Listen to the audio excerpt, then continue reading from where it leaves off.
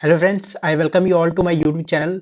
So today we are going to study about the article number 25 to 28 that is also called as the freedom of religion. तो आज के lecture में हम लोग पढ़ेंगे 25 से 28 आर्टिकल तक। ठीक है, ये जो अब हम स्पिरिचुअल थिंग्स करते हैं, जैसे बहुत लोग अपने अलग अलग रिलीजन पे विश्वास रखते हैं, उसी के बारे में हम लोग उसके राइट्स पढ़ेंगे और उसके फ्रीडम्स पढ़ेंगे।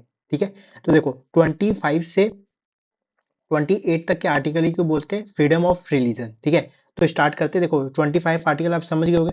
देखो इसमें सब सेक्शन आते हैं 25 में। ठीक है, तो सब सेक्शन 1 ये कहता है कि फ्रीडम ऑफ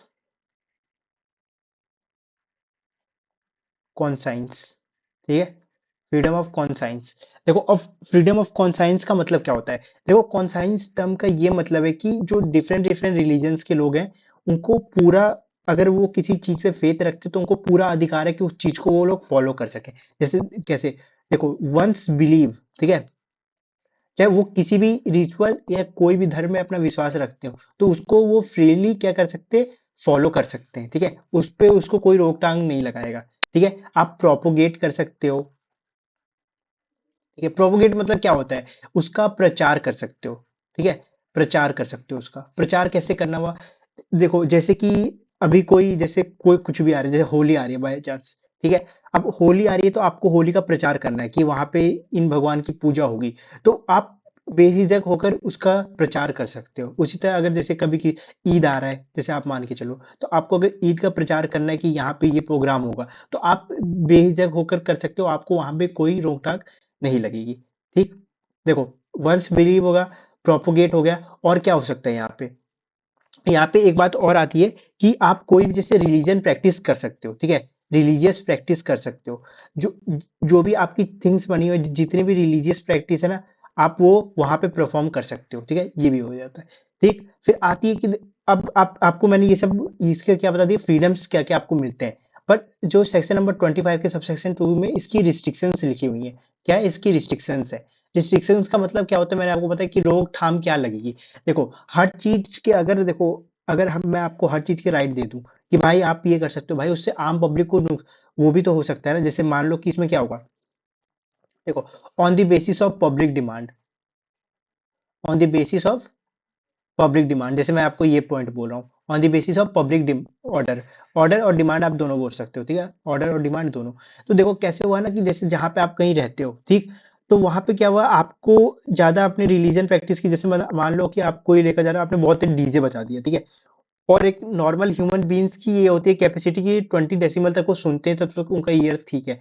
पर जैसे अगर डीजे की देखेंगे तो उनकी 100 डेसिमल तक होती है। ठीक है, डेसिबल तक होती है, तो वो एक तरीके से क्या कर सकता है, हमें हमारी हेल्थ को नुकसान पहुंचा सकता है। ठीक, तो उसी के लिए कि ऑन द बेसिस ऑफ की पब्लिक ऑर्डर देखा जाए कि वहां पे लोगों को भी कोई तकलीफ ना हो। ठीक है, और अगला मैं जैसे पॉइंट बताया, on the basis of public health. ठीक है, on the basis of public health. ठीक है, अब इसका मतलब क्या हुआ, इसका मतलब ही तो वही हुआ ना भाई, कि आपको अगर कोई भी रिलीजन प्रैक्टिस करना, आप फ्री हो, पर उससे कोई भी पब्लिक के हेल्थ को नुकसान नहीं पहुंचना चाहिए। ठीक है, आप अगर फ्रीली करिए, ठीक है, आपको किसी को नुकसान नहीं पहुंचा रहा तो आपको कोई नहीं रोकेगा। ठीक है, और एक आता है कि मोर्टेलिटी। ठीक है, इसका मतलब क्या होता है, इसका मतलब ये होता है कि आपको सही और गलत की पहचान होनी चाहिए, क्या सही है और क्या गलत है। ठीक है, सही, राइट और रॉन्ग की आपको क्या होनी चाहिए, पहचान होनी चाहिए। ठीक है, राइट क्या है और रॉन्ग क्या है, उस हिसाब से आप वहां पे क्या कर सकते हो, अपनी फीड उसको फॉलो कर सकते हो। ठीक है, और 25 की थर्ड में क्या बताया जाता है, देखो जो भी स्टेट्स है, ठीक है, उनके पास पूरा अधिकार है। देखो स्टेट्स कैन फॉर्म,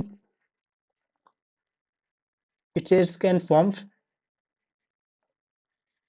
डिफरेंट, ठीक है, रिलीजन प्रैक्टिसेस करके आप लिख सकते हो। जैसे कैसे, अगर मैं यहाँ बात करूँ, सबसे बढ़िया एग्जांपल यहाँ पे रहेगा पंजाब स्टेट। ठीक है, जैसे पंजाब का कोई स्टेट है, ठीक है, वहां पे जो सिख होते हैं, ठीक है, आपने उनको देखा होगा कृपाण लेकर चलते हैं, वो खंजर टाइप का होता है जो चाकू टाइप का लगता है। ठीक है, तो वो जो राइट्स है उनको किसी और ने नहीं दिए, जबकि उनकी गवर्नमेंट ने दिए, पंजाब की जो गवर्नमेंट है।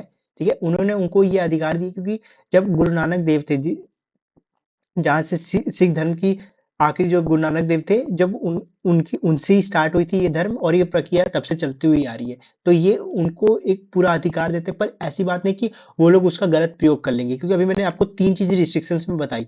तो ये तीन चीजों को अपने अपने माइंड में रख के चलना है आखिरी तक, कि आपको कौन सी चीजें फॉलो करनी है, कौन सी चीजें फॉलो नहीं करनी है। ठीक है, जैसे अब मैं यहाँ पे एक चीज और बात करूँ, जैसे हिंदू होते हैं, ठीक है, जो हिंदुज्म है ऐसे मान के चलो, ठीक है, तो वहां पे जो बौद्ध है, जैसे आप अपना ऐसे मान करो जो अपनी बौद्ध धर्म है, ठीक है, अपनी जैसे अब मैं आपको यहाँ पे एग्जांपल देता हूँ। जैसे हिंदुज्म का मैं कैसे बात करूँ, हमारी डिफरेंट डिफरेंट नेबर्स कंट्री है, ठीक है, तो वहाँ पे डिफरेंट डिफरेंट रिलीजन्स फॉलो किए जाते हैं। फॉर एग्जांपल जैसे पाकिस्तान में इस्लाम को फॉलो किया जाता है, और जो अपनी श्रीलंका है वहाँ पे बौद्ध धर्म को फॉलो किया जाता है। नेपाल में भी पहले उसको हिंदू राष्ट्र बोला जाता था, पर अभी के टाइम पे उसे हिंदू राष्ट्र नहीं बोला जाता। तो मतलब वहाँ पे जितने लोगों एट पर्टिकुलर, पर अगर मैं आपसे ये बोलूँ कि इंडिया की क्या रिलीजन है, ठीक है, तो इंडिया की कोई रिलीजन नहीं है, हम लोग भाई भाईचारे में रहते हैं, ठीक है, हम लोग कोई भी रिलीजन फॉलो नहीं करते। ठीक, ये चीज यहाँ पे आती है, ठीक है, बौद्ध हो गए, ठीक है, जैन हो गए, ठीक है, और अपने कौन हो गए, सिख हो गए, ठीक, और ठीक है, तो इन सबको अलाउड था कि आप लोग जैसे जो हिंदू मंदिर है वहां पे आना आपको अलाउड है। देखो अब बात आएगी ऐसा क्यों, जो जैसे जो इस्लाम को मानते हैं, ठीक है, जो मुस्लिम्स हैं, तो उन्हें मंदिर में अलाउड नहीं है। देखो ऐसा कुछ नहीं है, but at the time government ने ये सोचा कि जैसे जो अब आपकी जो मस्जिद होती है, ठीक है, तो जो मस्जिद में भी जो इंडियन जैसे जो हिंदू हो गए, ठीक है, जो हिंदू हो गए उन्हें भी जाना वहां पे अलाउड नहीं है। ठीक, ऐसा क्यों किया गया, देखो अभी आपको बेशक ये गलत लगे, पर उस टाइम के सिचुएशन के हिसाब से इसलिए रखा गया कि अगर ऐसा होता है तो दोनों पक्ष के बीच में क्या हो सकता है, विवाद हो सकता है। ठीक है, कि भाई कोई जाए कोई ना जाए, ठीक है, तो ये क्या हो सकता है, एक विवाद, और ये क्या पता एक टाइम आते बहुत ज्यादा बढ़ जाता। ठीक है, जैसे कि अगर मैं उसकी बात करूं, जैसे अपनी इस्लाम धर्म की बात करता हूँ, ठीक है, इस्लाम धर्म की बात करता हूँ, तो देखो इसमें क्या है ना, कि जो भी अपना, देखो जो सऊदी अरब में अपना मक्का है, वहां पे बहुत सारी मुस्लिमों की ये चाह रहती है कि एक अपने लाइफ में एक टाइम जाया जाए। तो जो आप वहां जाओगे तो आप एक देखोगे वहां पे पोस्टर लिख रखा है। पहले क्या था कि ओनली पर्टिकुलर धर्म के लोग आते थे, ठीक है, और वहां पे अब तो पोस्टर भी लग गया है कि ओनली मुस्लिम्स, ठीक है, जो मुस्लिम धर्म के लोग हैं वही उस इस्लाम की स्टेट में आ सकते हैं। तो देखो डिफरेंट डिफरेंट, क्योंकि ये इसलिए बेसिकली बनाया जाता है कि इसमें कोई भी दो पक्ष के बीच में विवाद ना हो। ठीक है, ऐसे तो इंडिया में ऐसा कुछ नहीं है भाई, इंडिया में अब पर्टिकुलरली सब एक दूसरे को मानते हैं। ठीक, तो ये चीज होगी, ये चीज हमने पढ़ी। अब आता है आर्टिकल नंबर 26, देखो अब पढ़ते हैं आर्टिकल नंबर 26।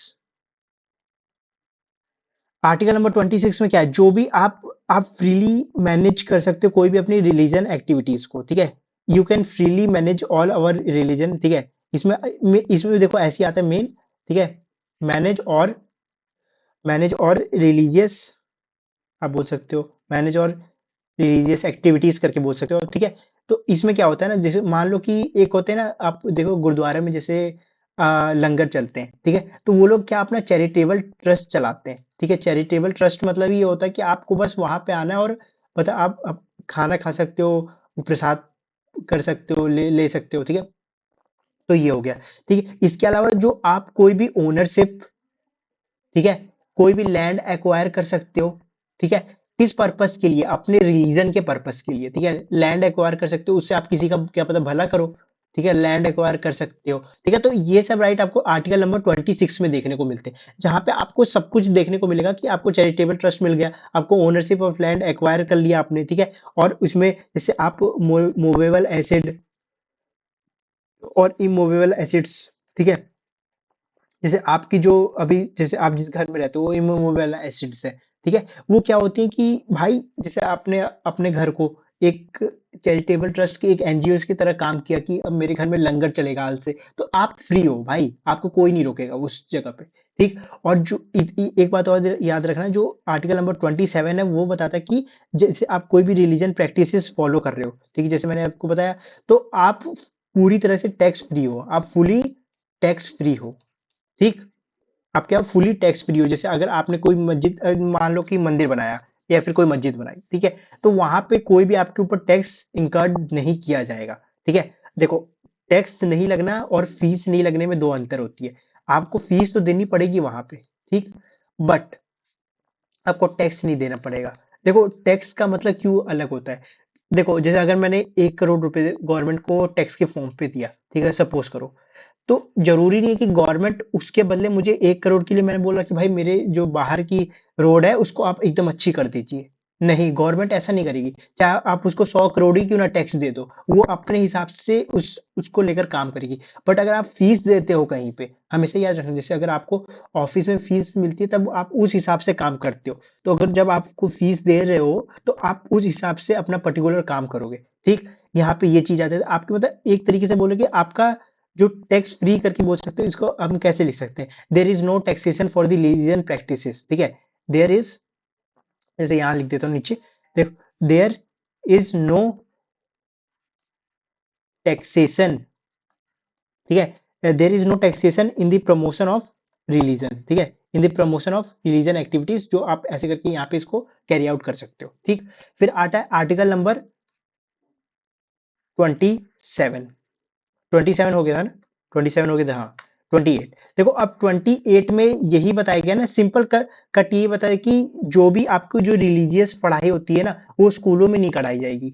इंडिया के ये है, ठीक है, रिलीजन जो भी रहती है, जैसे ऐसे मान के चलो ना आप, जो भी रिलीजन प्रैक्टिसेस हो, जो भी रिलीजन एजुकेशन होती है, ठीक है, रिलीजियस एजुकेशन होती है, वो स्कूलों में क्या की जाएगी, नहीं पढ़ाई जाएगी इंडिया के।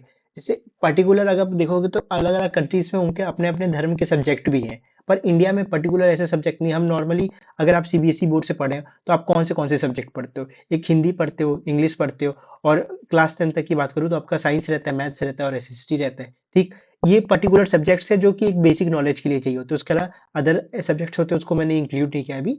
ठीक, तो ये होते हैं, बट इसके भी कुछ एक्सेप्शंस हैं। देखो इसमें एक केस हुआ था जो कि बहुत फेमस केस था, वो था विशप वर्सेस एमपी स्टेट। ठीक है, 2012 का ही केस है ये, बहुत ज्यादा। इसमें ये था कि जो गीता है, ठीक है, जो गीता वाली बुक है, उसकी एजुकेशन हर स्कूल में दे देनी चाहिए। पता है क्यों?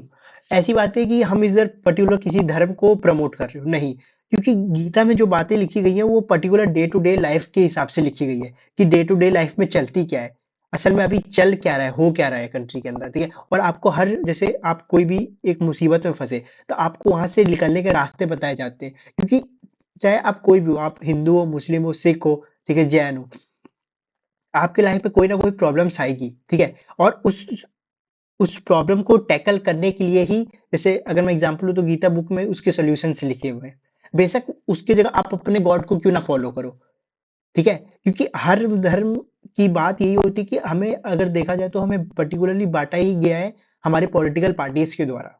ठीक है, हम स्टार्टिंग से एक थे। अगर मैं इसकी आपको थोड़ी हिस्ट्री बताऊं, थोड़ी सी यहाँ पे सुनिएगा, कि जैसे अगर पहले जब जिन्ना था, ठीक है, तो आज हमसे और पाकिस्तान में क्यों हुआ, क्योंकि जिन्ना ने बोला जितने मुस्लिम्स हैं वो सब चल के पाकिस्तान में रहते हैं और हिंदूज को इधर रहने देते, क्योंकि हमारी मेजोरिटी तब यहाँ पे जाती थी, ऐसे मान के चलो। ठीक, फिर क्या हुआ ना, अगर हम 1990 में, जो 1909 में जब विभाजन हुआ, तब बहुत ज्यादा क्रिटिसिज्म हुआ था हिंदू और मुस्लिम्स के बीच में। और अगर आप उससे पहले अगर इतिहास जाकर पढ़ोगे तो आप ये देखने को आपको मिलेगा कि हिंदू और मुस्लिम एक साथ रहते थे भाई। ठीक है, इनमें एक सबसे बड़ा भाईचारा इन्हीं दोनों में था। ठीक है, पर यही चीजें ब्रिटिशर्स को पसंद नहीं थी, क्योंकि वो चाहते नहीं थे कि ये दोनों साथ में कभी आए। ठीक, क्योंकि अगर हम लोग साथ में आ जाते तो हम उनकी गवर्नमेंट पूरी तरह से खराब कर देते। तो इसीलिए उन्होंने डिफरेंट डिफरेंट प्रोविजंस लाए। देखो, मुस्लिम्स को हिंदू से अलग किया और हिंदूज को मुस्लिम से अलग किया, फिर दोनों के बीच में टकराव हुआ। फिर उसी का फायदा किसने उठाया, आज तक उसका फायदा अपनी पॉलिटिकल पार्टीज उठाती है। ठीक है, अब मैं X Y Z political parties का नाम नहीं लूंगा, ठीक है, आप समझ सकते हैं। ठीक है, तो यहाँ पे ये चीजें से हुई। ठीक है, उसी तरीके से एक केस और आया था जिसमें हम उसमें बात कहते हैं इसराइल, ठीक है, वर्सेस यू और यूनियन ऑफ इंडिया। ठीक है, ये केस हुआ था एक 1994 में। ठीक है, इसमें ये था कि जैसे आप नमाज जो पढ़ते हैं वो कहीं भी पढ़ा जा सकता है। ठीक है, जरूरी नहीं है, पर उससे बस आपको, देखो जो नमाज है, ठीक है, वो आप किसी भी जगह पे पढ़ सकते हैं। ठीक, जैसे अगर आप मुस्लिम धर्म से बिलोंग करते हैं तो आप नमाज को किसी भी तरीके से पढ़ सकते हैं। ठीक, बट इसके आपको क्या याद रखना है, जो मैंने रिस्ट्रिक्शंस बताए थे, ये नहीं कि आप अब पब्लिक प्लेस में ही पढ़ने लगे, और जैसे कि जैसे बहुत सारे लोग हैं ना नमाज पढ़ते हैं एक साथ, तो उसकी वजह से लोगों को डिस्टरबेंस हो रही है। नहीं, वो चीजें नहीं यहाँ पे फॉलो होनी चाहिए। बस आपको अपने माइंड में ये रखना है कि रिस्ट्रिक्शंस क्या लगाई थी मैंने इसके ऊपर।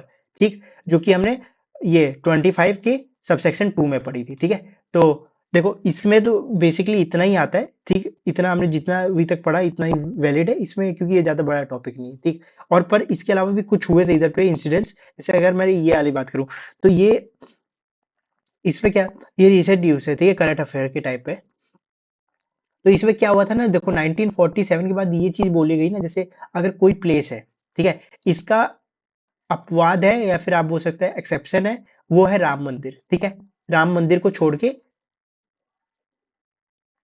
राम मंदिर को छोड़ के इसका क्या था ना कि जैसे अगर कोई भी प्लेस है, जैसे आगरा है, ठीक है, आगरा में एक मस्जिद बनी हुई है, ठीक, तो इस मस्जिद को मैं तोड़ के मंदिर नहीं कन्वर्ट कर सकता हूँ, ठीक है, ये बात आपको याद रखनी है, 1947 के बाद ये रूल लाया गया, ठीक है। उसी तरीके से अगर किसी, जैसे मान लो कि हैदराबाद है, ठीक है, वहां पे एक मंदिर बनी हुई है, तो उसमें मंदिर को तोड़ के मस्जिद नहीं बना सकता हूँ, ठीक है, उसको तोड़ के मैं एक मस्जिद नहीं बना सकता हूँ, ये पर्टिकुलर रूल्स लाए गए। तो देखो इसमें क्या हुआ ना, जो इसमें आपका हिंदू पक्ष था और इसमें एक था मुस्लिम पक्ष, ठीक है, तो हिंदू पक्ष ने क्या बोला, कानून को रद्द करने की मांग की गई, क्योंकि तब वहां पे असल में राम मंदिर बनाने का केस तो अपना गौरी के टाइम से ही चल रहा है, जब 99 में गौरी और चौहान का वॉर हुआ था। तो अगर असल में 1992 से ही मुगल शासन की शुरुआत हुई थी, ठीक है। तो क्या हुआ, जब गौरी गद्दी में आया तो उसने क्या किया ना, एक एक करके सारे, ये बोल सकते हो, मंदिरों को तोड़ना शुरू कर दिया, उसने अपने वहां पे मस्जिद बनाने शुरू कर दिए। तो 1940 असल में तो बात वहीं से चलती हुई आ रही है,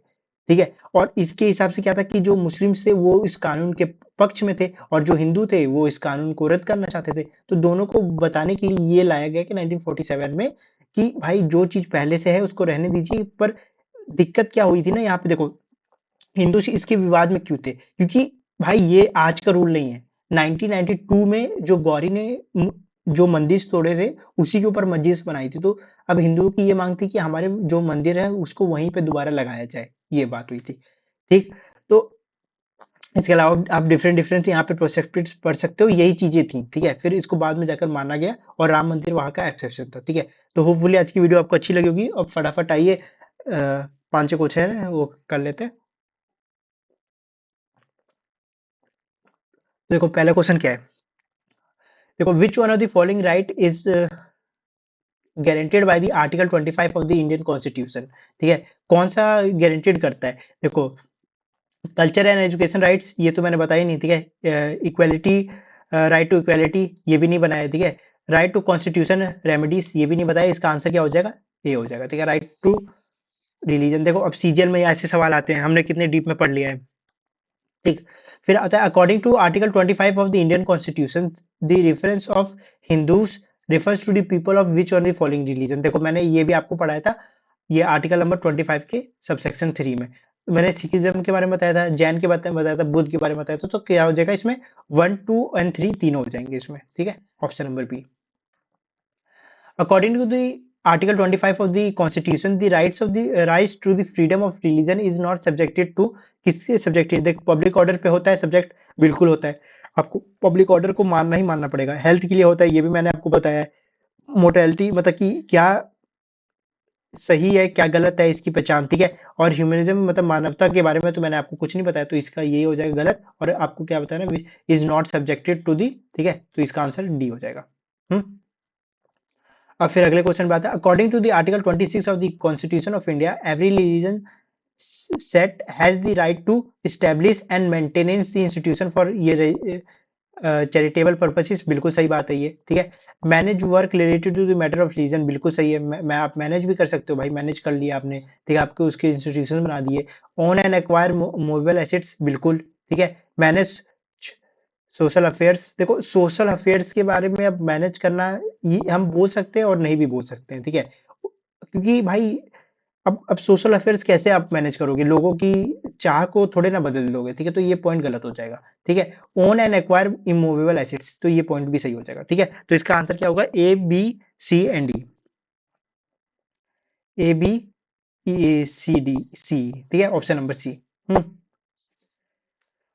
article number 26 of the Indian constitution deals with which one of the following, देखो अब ये हलवे हलवे क्वेश्चन आते हैं भाई सीएचएसएल में, देखो भाई अब एकदम अगर आपने डीप में पढ़ रखा तो ये सब क्वेश्चन तो भाई ये है कि बस आपको आप ऐसी टिक कर लोगे, ठीक है। 26 किससे बोलता है, देखो freedom and regarding payment of taxes, ये क्या आ गया भाई, टैक्स के बारे में तो देखो no payment of religion tax, भाई क्यों नहीं पेमेंट करोगे भाई, टैक्स की तो पेमेंट करोगे ना। Freedom to manage religious affairs, देखो यहाँ पे कौन सा आया है आर्टिकल, आर्टिकल नंबर 26। तो उसमें मैंने क्या बोला था, उसमें आप पूरी तरीके से मैनेज कर सकते हो रिलीजियस अफेयर्स को, ठीक है। और जो टैक्सेशन वाला है, अगर मैं आपको यहाँ पे रिकॉल कराऊं, तो टैक्सेशन वाला हमने आर्टिकल नंबर 27 पढ़ा था, ठीक है। पहले आपने अपनी कम्युनिटी बनाई, उसके बाद आप उसको मैनेज करे हो टैक्स लगा के, ठीक।